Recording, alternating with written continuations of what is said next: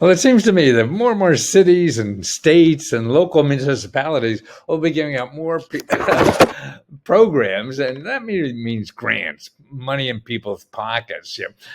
Today now in D.C. Now that's sort of like a state, isn't it? They don't treat it like one. But anyway, if you're making up to $132,000 and you have a new baby, they give you a bond, what they call a baby bond, that you can cash in at age 18. The baby can, they get $18,000. I mean, they invest it. It's actually $1,000 bond. So they invest it. And by the time the kid is 18, they got a little nest egg of $18,000, and that's pretty cool. But actually other things that they're talking about today, and they're going to vote on this stuff today, which is really interesting, because this is the head of the DC Council, so I think it has a lot, a big chance of passing. And I hear it all over. They've been trying to do it even in the Senate, and there's talk about that. And there's some even Republicans that are for it. So this is the kind of stuff that's coming down the pike. So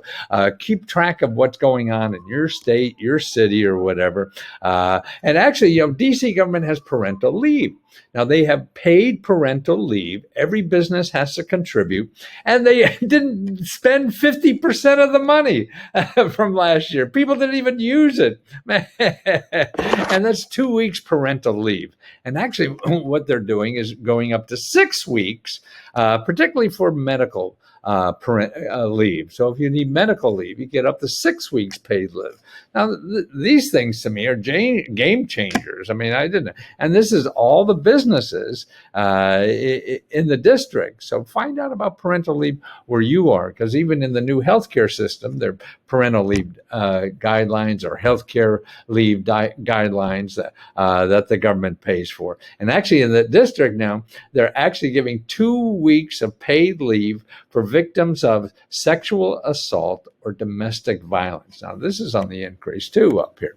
So there's 2 weeks of paid leave for victims of sexual assault or domestic violence. I mean, you see these women's shelters all over because of domestic violence. So if they have a job, they still have to keep working. So here's 2 weeks to recover and not lose income. So that's why you got to keep watching what's going on locally. The federal government is just one piece of all this, and it really bubbles up at the local governments, and they see how it works and things like that. That's our incubators to see how certain policies may or may not work, and what the climate is for getting those things accepted.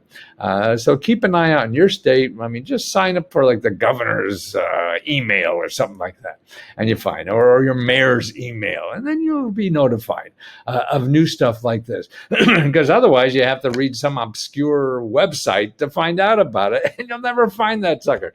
So you be proactive. Now, here's another thing. Poor is $132,000. See, that's right.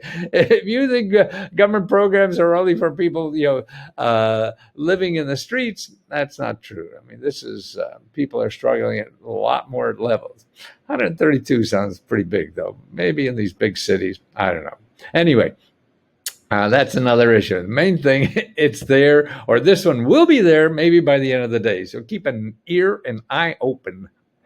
Well, I got two websites that help people find money and help they want to get out of financial trouble or to do the things they always want to do in life: buy a house, start a business, get an education, get out of debt, things like that.